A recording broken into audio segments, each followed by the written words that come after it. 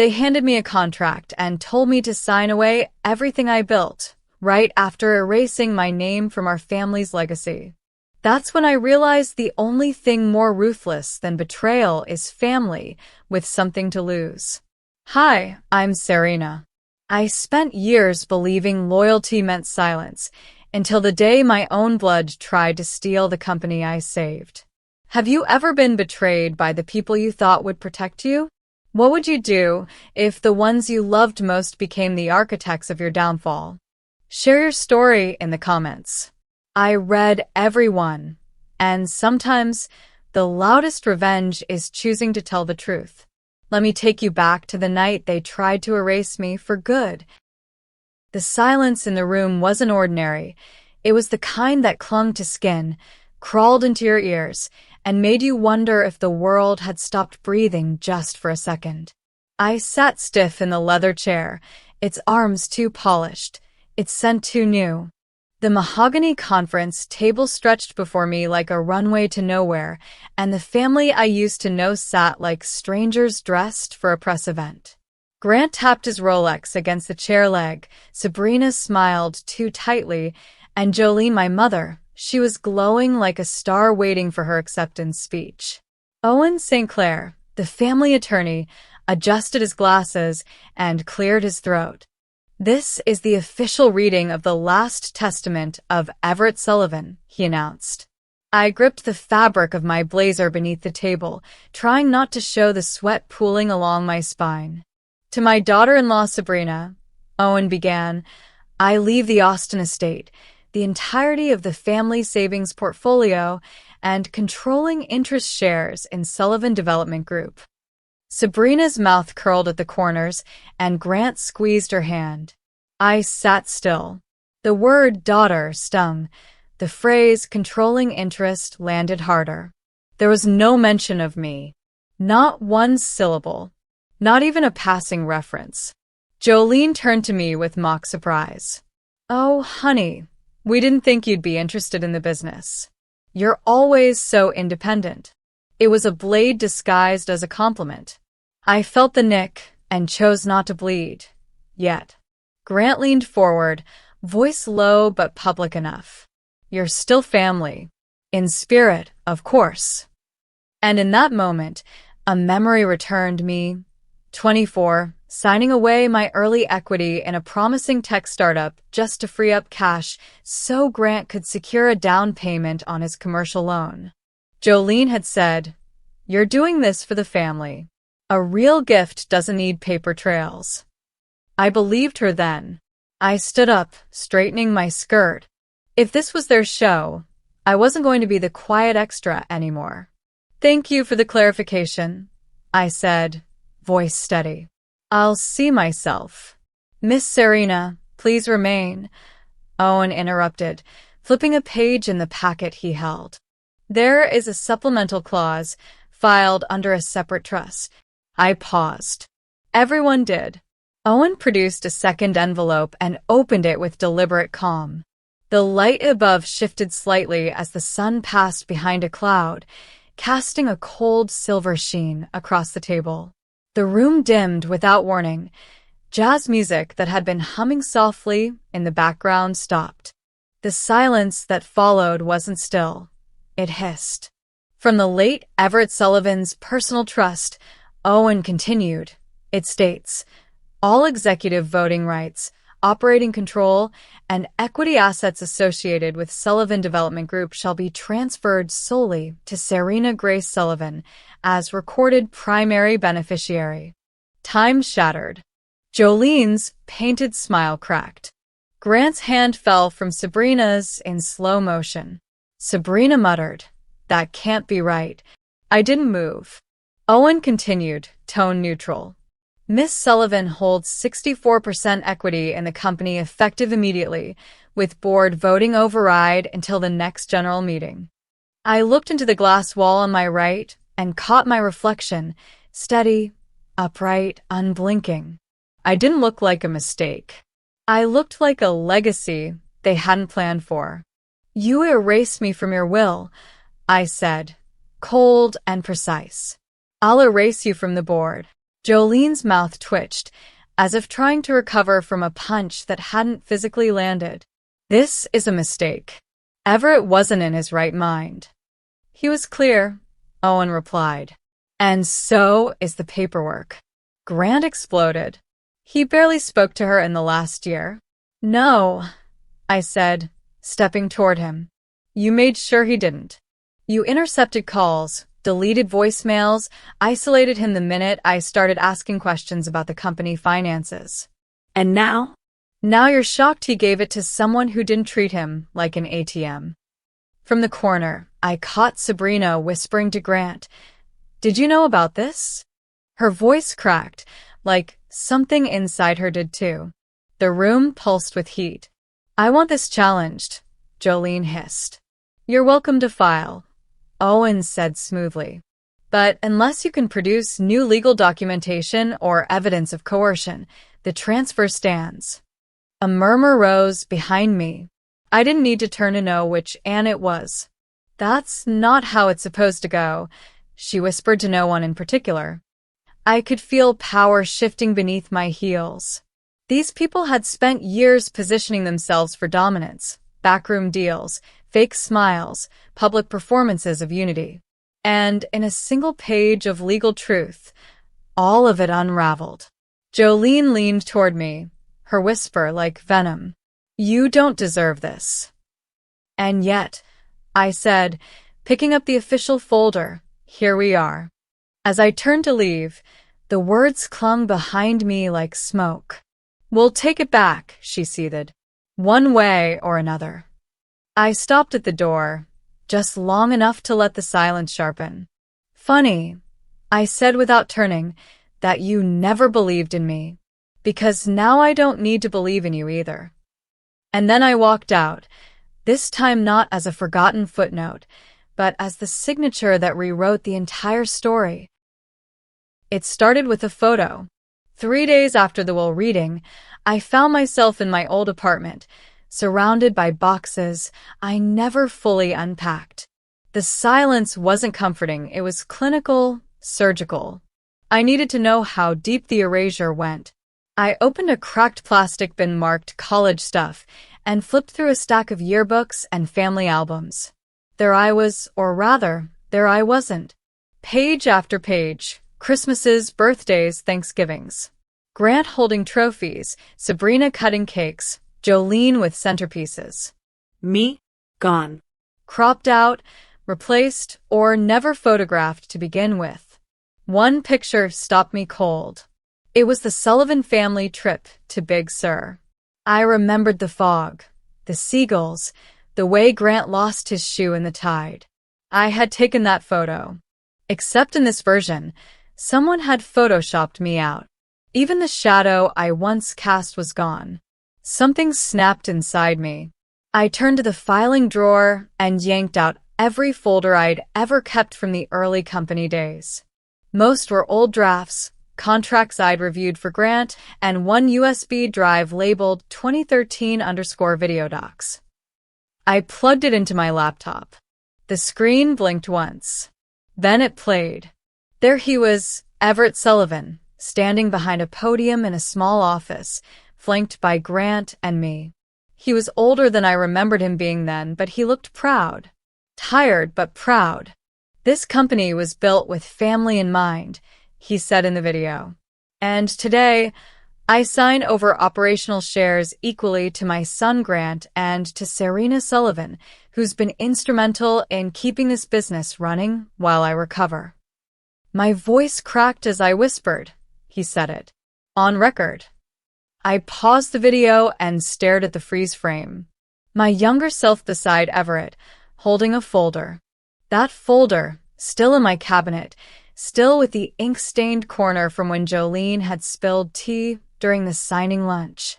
I rummaged through the drawer again until I found it. Same blotch. Same date. They had known. They had seen all of this and buried it. And they weren't just burying records. They were burying me. Have you ever looked back and realized you were erased from someone's story, even when you gave them everything? If you've ever felt invisible or unwanted by your own family, comment 7 below.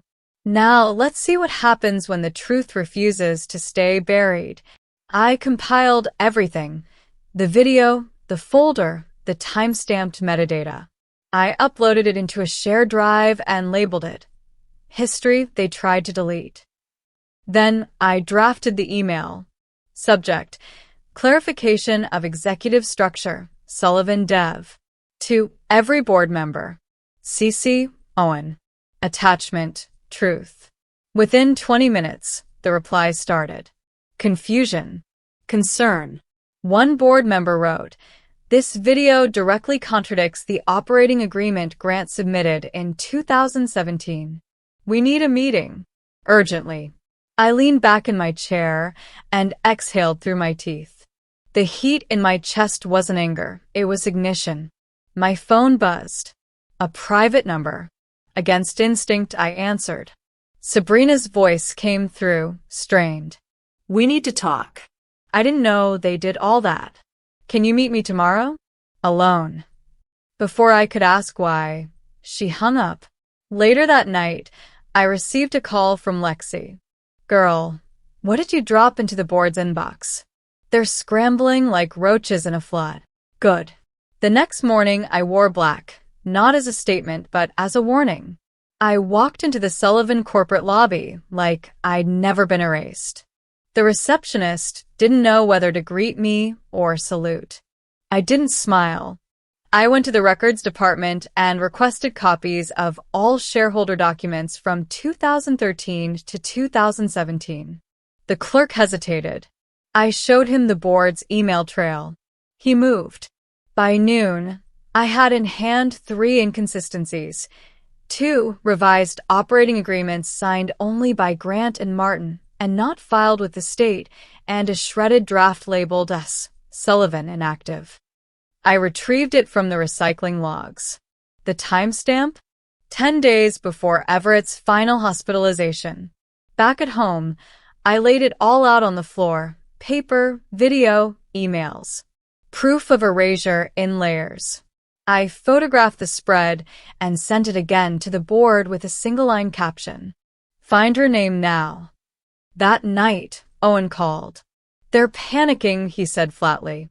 "Grant tried to spin a story that you were a temporary placeholder. But the video, the timestamps, he's cooked." I asked quietly, "Did he know I gave up my startup shares to fund his first loan?" There was a pause. "Yes," Owen said. "And so did Jolene." I didn't respond. I didn't have to. I stared out the window as the city below flickered awake in soft gold. A different kind of silence filled me. One that didn't erase, but redefined. They hadn't just tried to delete my presence. They deleted their right to mine. The orchids were new. That was the first red flag. I hadn't been back to the family house in almost a year, but I knew that Jolene had never cared for orchids. She called them temperamental and unnecessary. Yet there they were, fresh white blooms in a minimalist ceramic vase on the living room table, flanked by perfectly arranged shortbread cookies and a full tea service. Staged. Like a set. Like an apology rehearsed to the beat of public relations rather than remorse. "Baby," Jolene said as she opened the front door, arms already outstretched like she was about to rescue me from a storm she caused. "Thank you for coming. We've missed you." Her perfume was the same. Too sweet, too much.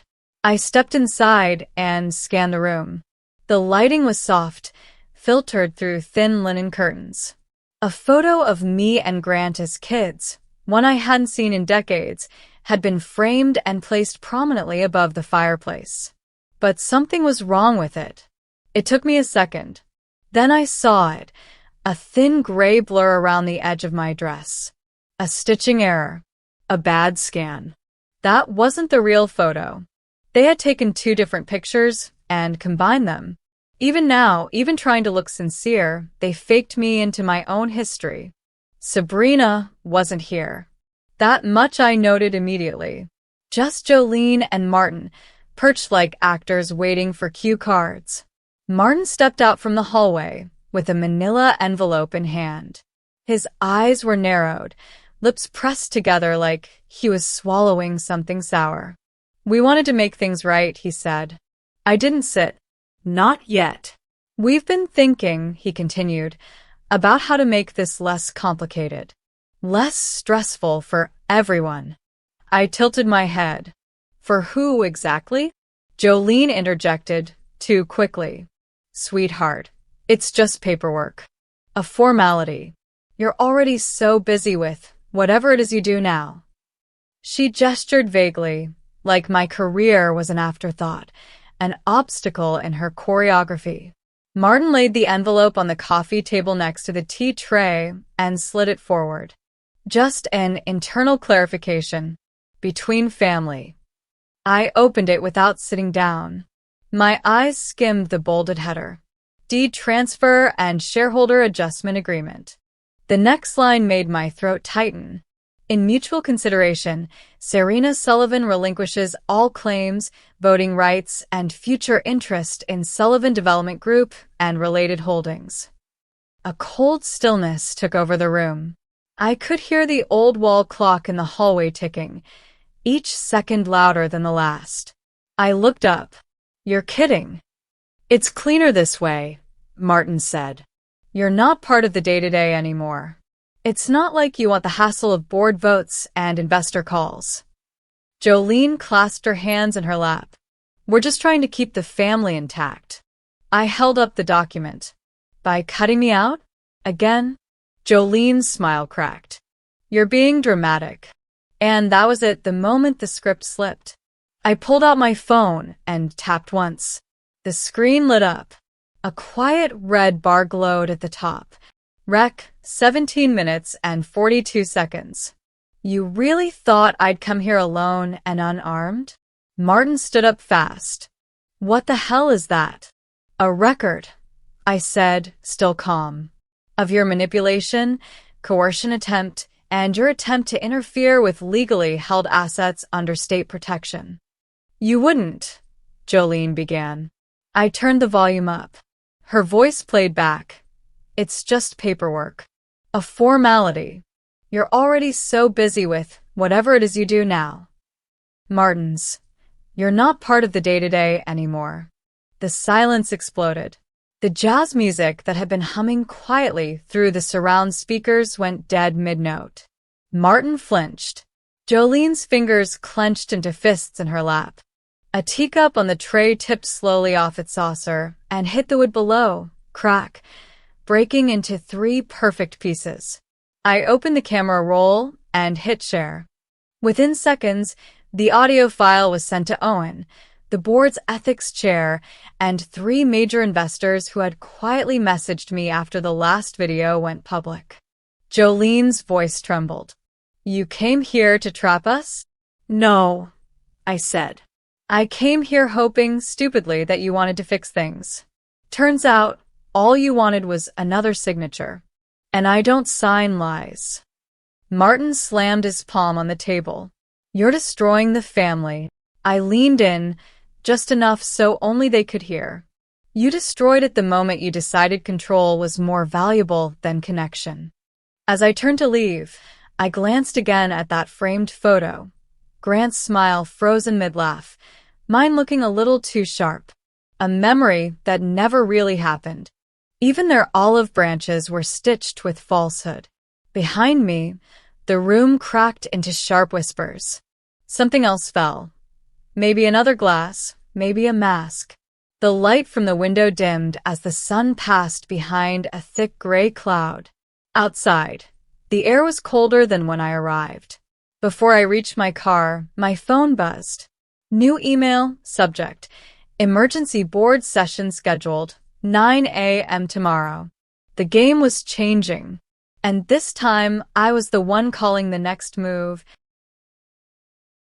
The first time I saw the video, I didn't even recognize my own voice.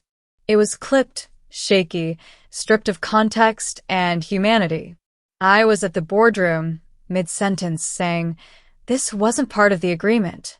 Then a harsh cut. Then another frame, me frozen, wide-eyed, framed under the words, unstable, unfit, unworthy. The clip ended with a black screen and the text, family betrayed, company at risk. Posted by a burner account, but boosted by a network of bots and concerned community investors. I stared at my phone in disbelief, then disgust. The jazz playlist I'd left running died mid-note, like it couldn't stand the noise either. They'd tried everything legal. Now they were turning to the court of public opinion. It worked faster than I expected. By the afternoon, #Sullivan Scandal was trending regionally. Blogs regurgitated lines like, rogue heiress tanks company credibility. One finance podcast quoted me as saying, I never cared about Sullivan Dev, which I had never said. Of course. A meme showed up on Twitter. A freeze frame of me mid-blink, captioned, the girl who begged her way into the boardroom. It had over 12,000 shares in under an hour. I knew exactly who was behind it. Grant. He always thought optics were stronger than facts, that if you drown truth in enough noise, no one would notice the silence, where proof should be. I scrolled further and found a post from a fake investor handle. Grant built that company. She swooped in with a piece of paper and tried to dismantle everything. Jolene liked the post. That was all I needed. I called Owen. I'm going to war. I figured, he said. We already filed the injunction, temporary order to cease defamation. Should go through by 3 p.m. if the judge signs. I stood up, phone pressed against my cheek as I walked toward the kitchen. Sunlight had turned steel gray through the window, stretching shadows across the marble counter. The city beyond looked like a courtroom, quiet, suspended. You'll need to give a statement, Owen added. Not just legal. Public. I've got something better, I replied. I've got a voicemail. I went into my archives and dug out a voice message from Jolene, left 3 months before Everett died. Hi, honey. Her voice sang through the speaker. If you could cover the operating loan this month, just until the Sabrina deal closes. You're always so good at keeping things together. I clipped it, then found the email from Martin, dated just days earlier, asking me to help redirect a vendor payment because Grant maxed the line again. I compiled it all, then added screenshots of the public posts, the fake captions, and a screenshot of Jolene's like. Then I wrote one line. They built nothing. They just got good at collecting credit for things they didn't create. I won't let them rewrite the story. Before publishing, I opened the bottom drawer of my filing cabinet. There it was, a worn leather-bound notebook. Lexi had rescued it from my old desk last year. Inside were scrawled notes in my handwriting. Marketing pitches. Sales targets. My personal annotations on supply chain cost-saving strategies. It was from 2016. Proof. In my pen. I took a photo and added it to the document set. One final image. No more deniability.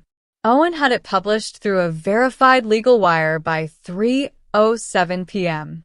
By 3:40, the original clip was removed from 2 major platforms.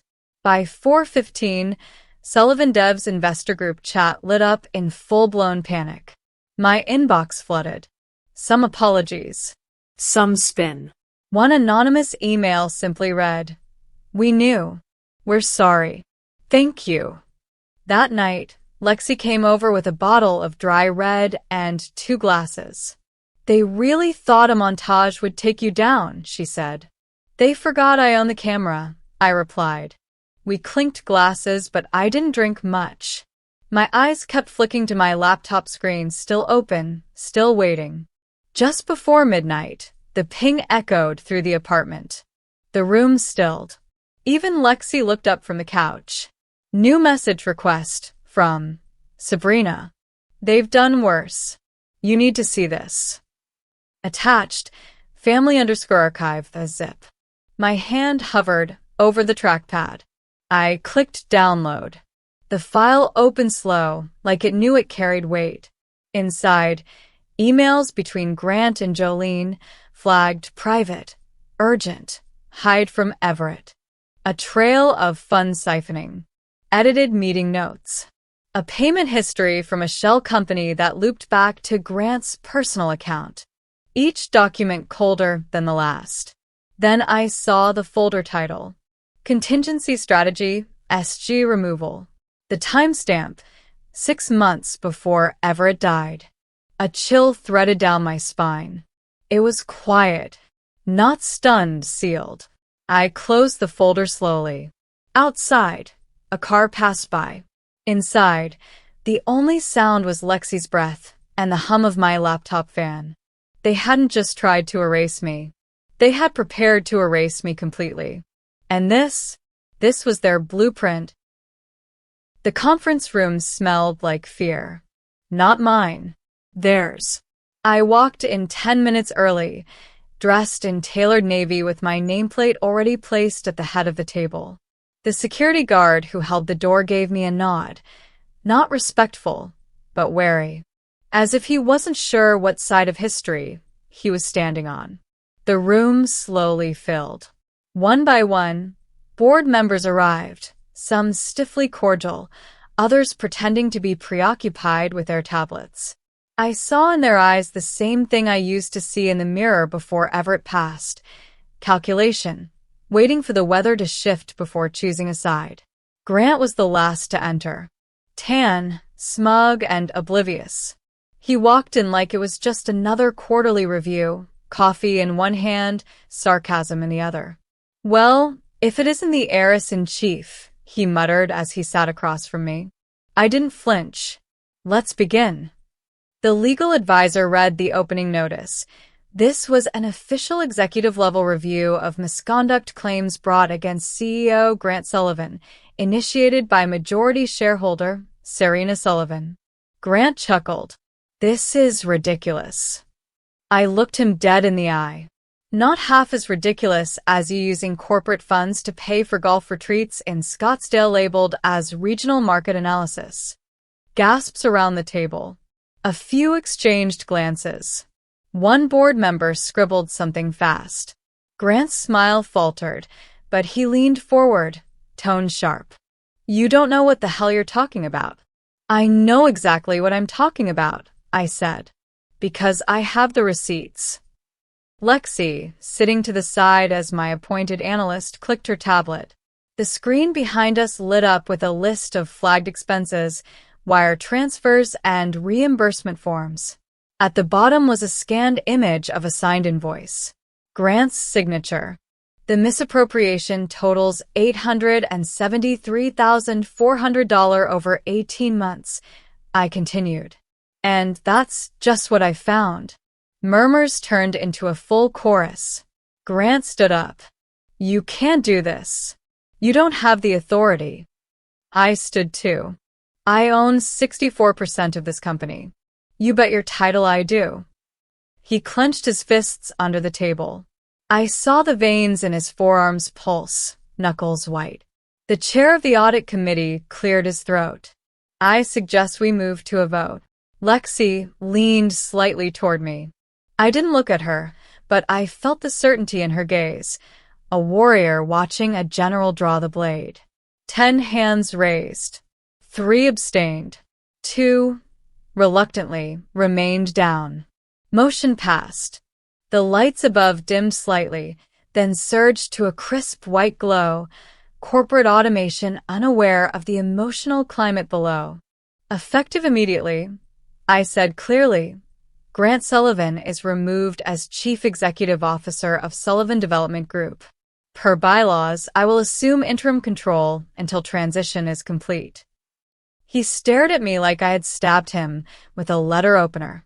You planned this. No, I said. You wrote the script. I just stopped letting you direct it. The silence was thick, heavier than legalese, louder than accusations. Then the door burst open.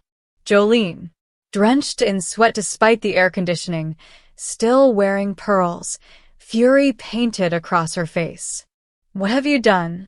Everyone turned. Someone tried to stop her at the threshold, but she waved them off like flies. "You ungrateful little witch," she snapped. "We gave you everything. I didn't even blink. And then you try to take it back. You think this board respects you? You think this power will protect you?" I stepped forward, slow, deliberate. No. "But truth will. And they've seen enough of it." She threw a trophy. Not a metaphor. An actual glass trophy from the reception shelf. It missed me by 2 feet and shattered against the boardroom wall. The sound rang like a judge's gavel. Silence fell so heavy that even the low hum of the air vents felt accusatory. A shard spun on the floor, catching light and throwing it in jagged arcs across the white walls. A board member ducked. Lexi flinched. Security stepped in, hands on Jolene's arms. She thrashed once. Twice. Then screamed the last words she'd say to me in a public space. "You'll regret this, Serena. I swear to God." The door shut behind her like a final gavel. The auto-sliding mechanism hissed, as if punctuating the verdict.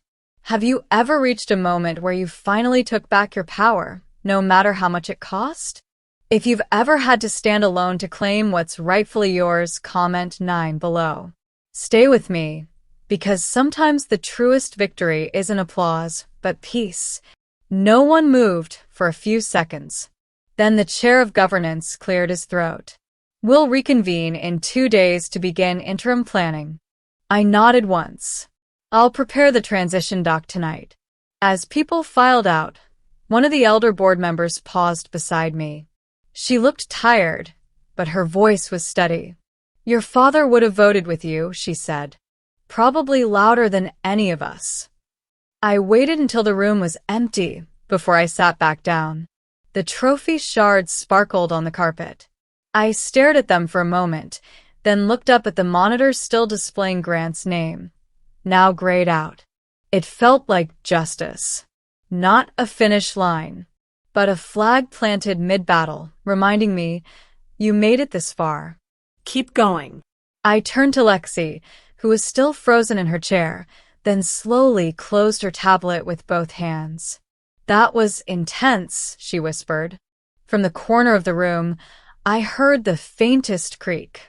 A hidden camera, standard for these meetings, tilted back into standby mode with a soft click. I smiled to myself.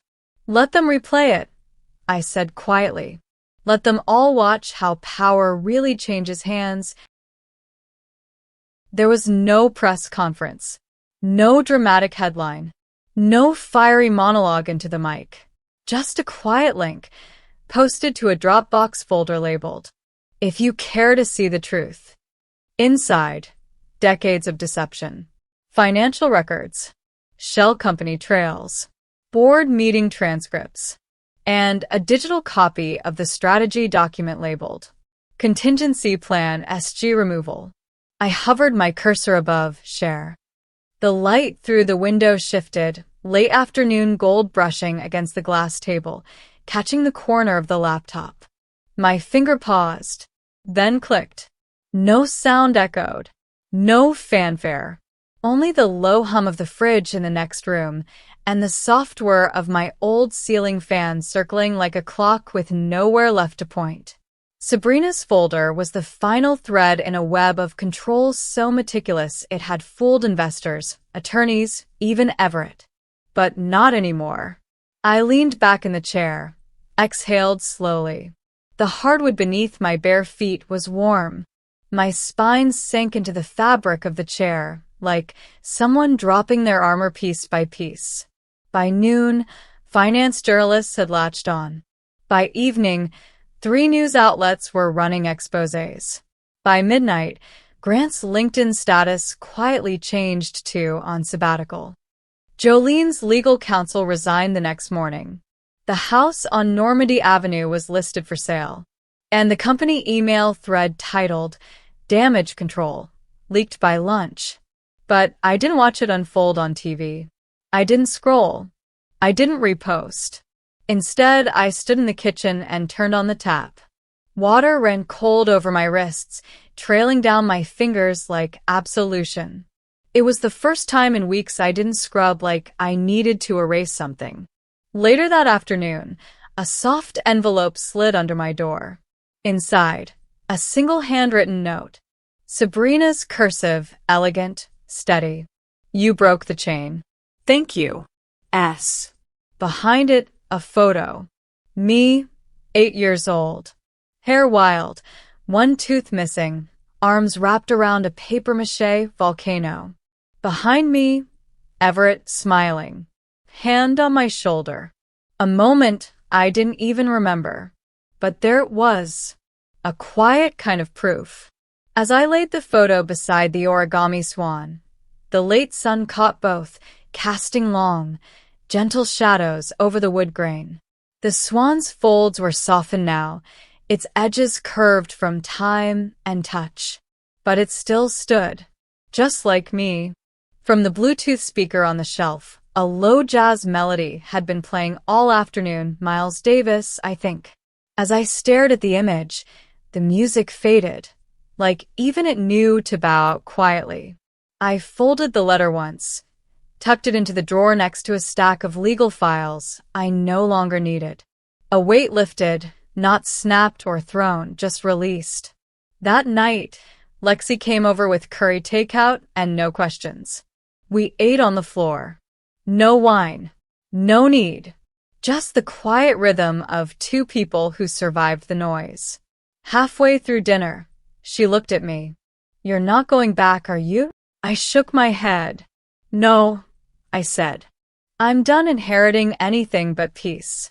She smiled, not the wide kind, but the kind that says finally.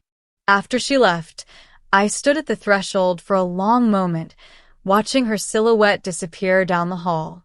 Then I turned back inside. The living room was dim now, lit only by the low glow of a standing lamp. I stepped in, pausing just beside the couch, and looked around. At the photo, at the swan, at the stillness.